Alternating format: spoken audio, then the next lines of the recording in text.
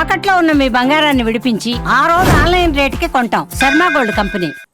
నమస్కారం, welcome to Suman TV. నేను గీతాంజలి. ప్రస్తుతం మనతో పాటు శ్రీ శ్రీ శ్రీ ఆనంద శివకామేశ్వరి సన్నిధానం పీఠాధిపతులు, అమ్మవారి ఉపాసకురాలు శ్రీ శ్రీ శివకామేశ్వరి ఆనందమయ్య అమ్మ ఉన్నారు. మాతాజీతో మాట్లాడదాం.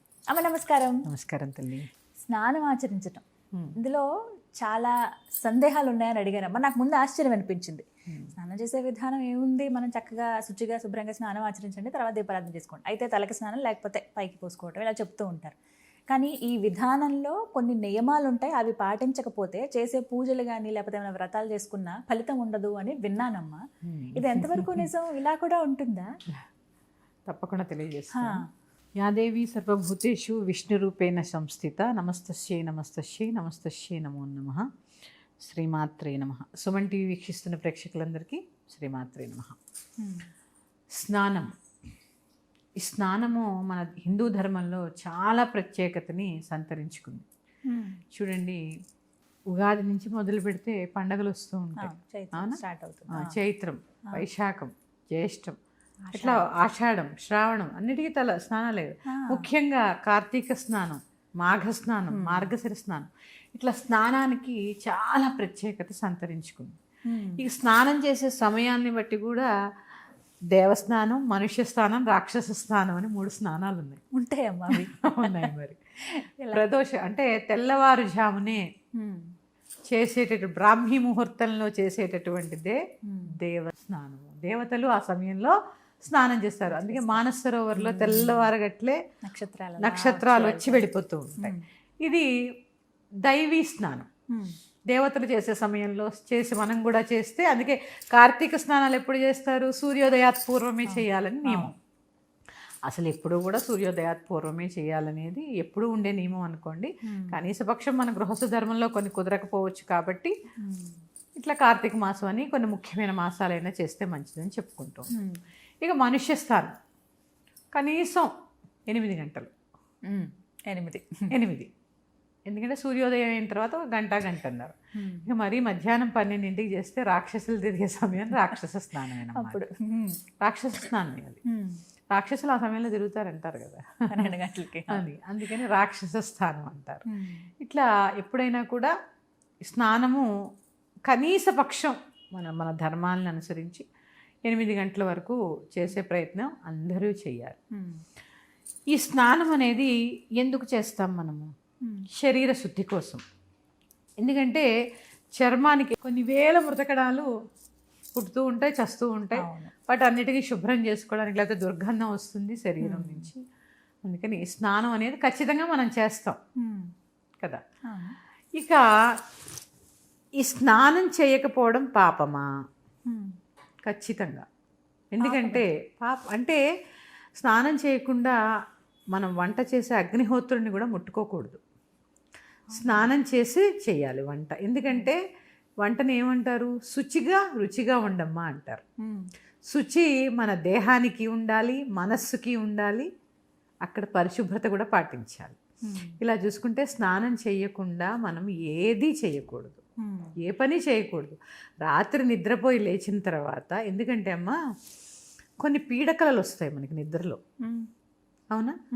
వెంటనే అసలు మామూలుగా పీడకలలు వస్తే వెంటనే లేచి స్నానం చేసి భగవంతుడికి నమస్కారం చేసుకోవడం అనేది ఉత్తమమైన క్రియ. అది అలా చేయలేనప్పుడు కనీసం లేచిన వెంటనే ఆ పీడకల యొక్క ఆ యొక్క ప్రభావం మన మీద ఉండకుండా వెంటనే స్నానం చేయాలి. ఇలా కళలకు వచ్చే దోషాలు ఇవన్నీ కూడా ఉంటాయమ్మా. ఎందుకంటే జాగృత్, స్వప్న, సుషుప్తి అనే అవస్థల్లో ఉంటాం మనం. ఈ అవస్థలన్నీ పాటించి ఉదయం లేస్తాం. అందుకని ఖచ్చితంగా స్నానం చేసిన తర్వాతే వంట ప్రారంభించాలి. మన ధర్మంలో స్నానానికి అతి ముఖ్యమైనటువంటి ప్రాముఖ్యత ఉంది. మాసాలు బట్టి చూసుకుంటే కొన్ని మరీ ముఖ్యంగా నదీ స్నానం, సముద్ర స్నానం అని కొన్నిసార్లు చెప్తారు కదమ్మా ప్రత్యేకంగా. వాటి ఇప్పుడు కొన్ని అంటే చాలాసార్లు అవి కుదరవు. అవును. ఇప్పుడు నది స్నానం చేయటం అంటే అందరికీ అది కుదరదు, సాధ్యం కాదు. ఎంత సముద్రం దగ్గర ఉన్నా కూడా రోజు వెళ్ళి చేయలేము, ఇలా ఉంటాయి. ఇప్పుడు రోజు మనం నిత్యం చేసే ఈ స్నానం ఆచరించేటప్పుడు ఏమైనా మంత్రం ఏదన్నా చెప్పుకోవాలా? అసలు ఏమైనా నియమాలు ఉన్నాయా? తప్పకుండా. నదీ స్నానం చేయలేము. మనం గంగ ఉందనుకోండి అమ్మా, గంగానది వెళ్ళాలంటే ఏ కాశీయో వెళ్ళాలి అని మన భ్రమ పాతాళంలో ఉన్నది కూడా గంగే. ఎందుకంటే మాకు మోటార్ వేస్తే వచ్చేది గంగ, పాతాళంలోంచే కదమ్మా గంగ వచ్చేది, పాతాళ గంగ. ఈ గంగని రోజు కూడానమ్మా ప్రతి స్త్రీలు పురుషులనే కాదు, బకెట్తో నీళ్ళు నింపుకుంటాం కదా, చక్కగా ఆ బకెట్లో చెయ్యబెట్టి గంగే యమునే చైవ గోదావరి సరస్వతి నర్మదే సింధు కావేరి జలేస్మిన్ సన్నిధన్ కురు అంటే అన్ని దేవతలని ఆ నీళ్ళల్లో ఆవాహన చేసాం. గంగా, గోదావరి, నర్మద ఇలా అన్ని జలాలని అందులో ఆవాహన చేసి స్నానం చేసేటప్పుడు పాటించవలసిన ముఖ్యమైన నియమం మౌనంగా ఉండడం. ఈ మాట్లాడుతూ స్నానం చేయడం వల్ల మన ముఖ వర్చస్సు తగ్గిపోతుంది అంటారు. అవునమ్మా. అందుకని మౌనంగా చక్కగా ఆ యొక్క నదీ జలాలన్నిటినీ ఆ నీళ్ళలోకి ఆవాహన చేసుకొని, స్త్రీలమైతే పసుపు రాసుకుని స్నానం చేసి బాత్రూంలోనే చిన్న కుంకుమ భరణ పెట్టుకుని బొట్టు పెట్టుకుని బయటికి రండి. బొట్టు లేకుండా స్నానాల గదిలోంచి బయటికి రాకండి. ఇది కూడా మన ధర్మం. పసుపు రాసుకోవడం మన ధర్మం. ఎందుకు? క్రిమికీటకాలన్నీ నశిస్తాయి కాబట్టి పసుపు రాసుకోవడం ఒంటికి. తర్వాత సబ్బు రుద్దుకోవడం ఇవన్నీ మామూలే అనుకోండి. కుంకుమ ధారణ చేసి చిన్నగా బయటికి రండి. ఇది ఆ స్నానానికి శక్తిని పెంచుతుంది. పసుపు దేనికి సంకేతం? గురుడు. చూడండి, గురువుకి ఇష్టమైన వస్తువుల్లో రంగు పసుపు రంగు అంటూ ఉంటారు. పసుపు రంగు పువ్వులు, పసుపు రంగు పళ్ళు సమర్పిస్తూ ఉంటారు. ఈ పసుపు చక్కగా రోజు రాసుకుని స్నానం చేయడం వల్ల గురుబలం పెరుగుతుంది. గురుబలం ఉంటే అన్నీ ఉన్నట్టే. నవగ్రహాల్లో గురువు యొక్క అనుగ్రహం ఉంటే అన్నీ ఉన్నట్టే కదా. అందుకని తప్పకుండా పాటించండి ఈ నియమం. ఈ శ్లోకం చదువుకోండి. దానివల్ల అమ్మ ప్రతిదీ ఇమీడియట్గా రిజల్ట్ కనపడక్కర్లా. మనం కష్టంలో ఉన్నప్పుడు మనల్ని ఇలా ఎత్తి పడేసేవి కొన్ని ఉంటాయి. అదే భగవంతుడి యొక్క లీలలు. ఆ లీలలు కాపాడాడు అనుకుంటుంది. ఇలాంటి చిన్న చిన్నవి చాలా రక్షణ కలిగిస్తూ ఉంటాయి అమ్మ. ఇది స్నానం చేయడంలో కొన్ని నియమాలు. ఇక నదీ స్నానాలు ఎలా చేయాలి? సముద్ర స్నానం కానీ నదీ స్నానం కానీ. నదీ స్నానం కానీ ముఖ్యంగా సముద్ర స్నానం చేసినప్పుడు మాత్రం ముందు ఇంటిలో చన్నీటితో స్నానం చేసి స్నానానికి వెళ్ళాలి. నదీ స్నానం చేసినా కూడా అంతే.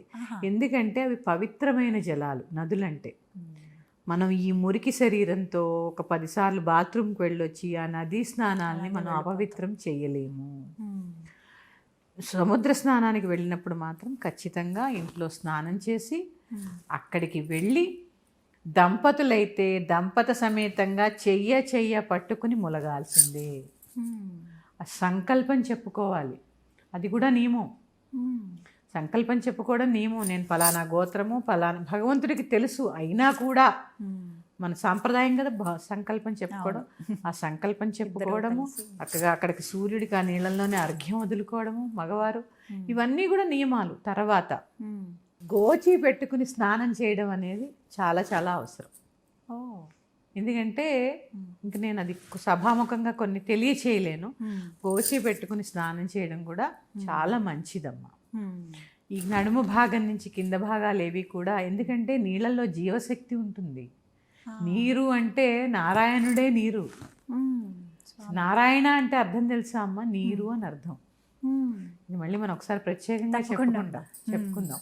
అందుకని ఇలాంటి కొన్ని నియమాలు చేసి పాటించి సముద్ర స్నానం అయిపోయి ఇంటికి వచ్చాక మళ్ళీ స్నానం చేయాలి.